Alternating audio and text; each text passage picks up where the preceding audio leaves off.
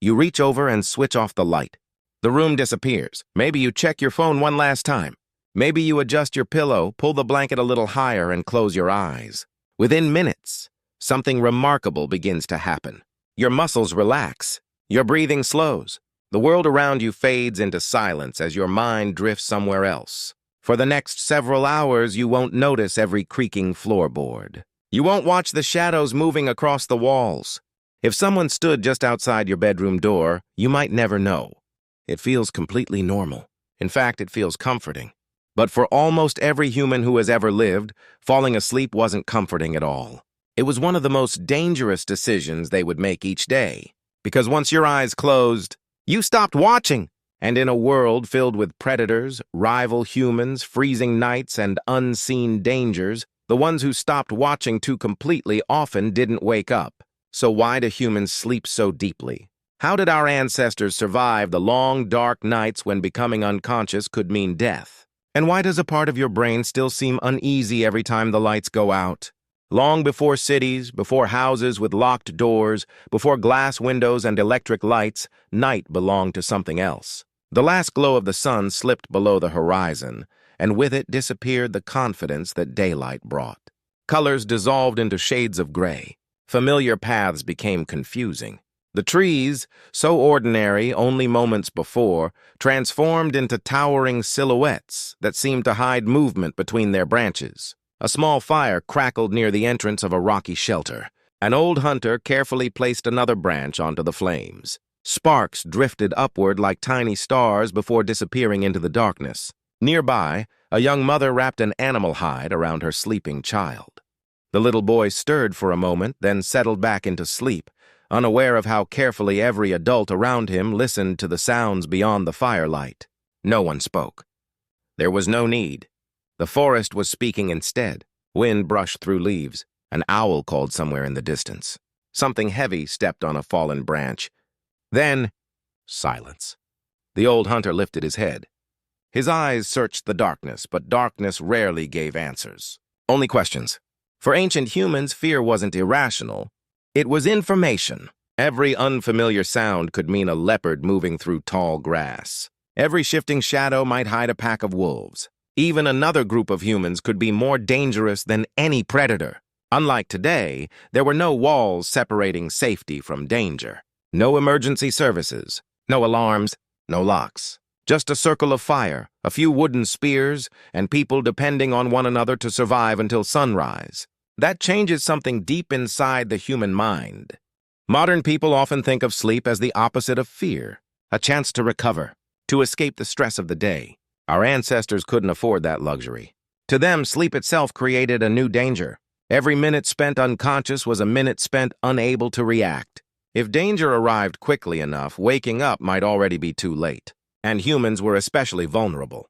Many animals remain surprisingly alert while they sleep. Deer can awaken almost instantly at unfamiliar sounds. Birds often rest with one eye partially open. Dolphins let only one half of their brain sleep at a time, allowing them to keep swimming and surface for air. Humans have no such ability. When we enter deeper stages of sleep, awareness fades dramatically. Our reactions slow. During REM sleep, the brain even temporarily prevents most voluntary muscle movement, keeping us from acting out our dreams. It's a remarkable system, but it comes with a terrifying cost. For hours each night, our greatest survival tool, the human brain, becomes far less aware of the world around it. At first, this seems like an evolutionary mistake. Why would natural selection favor creatures that willingly become helpless every single night? For years, that question puzzled scientists. The answer wasn't found by studying people sleeping alone. It appeared when researchers looked at how humans actually lived for hundreds of thousands of years. Not as individuals, but as groups. Back at the fire, the old hunter wasn't trying to stay awake forever. He didn't need to, because he wasn't alone. The teenage girl who had gathered firewood all afternoon had fallen asleep almost immediately after eating.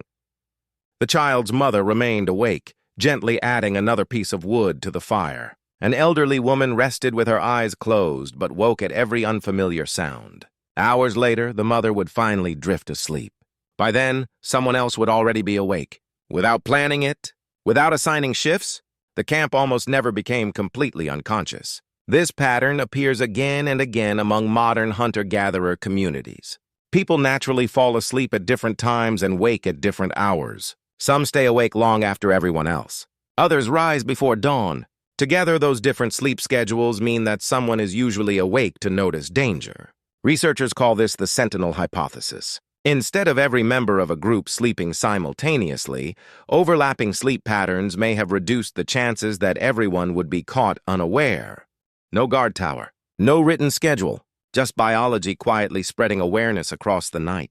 The old hunter wasn't protecting only himself. He was protecting children who would never remember the sounds he heard. Parents who finally found a few precious hours of rest. Grandparents whose slower movements made escape difficult. Survival had become something shared. But predators weren't the only creatures hiding in the darkness. Sometimes the greatest danger walked on two legs. Long before kingdoms fought wars, small groups competed over food, water, territory, and shelter. A surprise attack during daylight was risky. Everyone could see you coming. Night changed the rules. A sleeping camp was quieter, slower, more vulnerable. An extinguished fire could hide dozens of people until the first scream shattered the silence. Archaeological evidence suggests that prehistoric violence between human groups was not uncommon in many regions and periods. Resources were limited, and survival often depended on controlling access to them. That meant every distant voice carried by the wind, every unexpected footprint, every missing spear could signal another group nearby. The old hunter understood something the child beside him did not. Not every shadow belonged to an animal. Some belonged to people. And people could be even more unpredictable. Yet even if no predator came, even if no rival appeared, night still carried another enemy, the cold. As the fire weakened, warmth disappeared surprisingly fast. Temperatures that felt comfortable during the afternoon could become deadly before dawn, especially during the Ice Age. A child rolled closer to his mother. She pulled another animal skin across his shoulders. The old hunter looked at the fire again, not because he enjoyed watching flames, because every glowing ember represented time. Time before the cold crept closer. Time before darkness reached the edge of the camp. Time before hungry eyes might decide the risk was worth taking. He reached for another branch. The fire answered with a shower of sparks. For now, morning was still far away.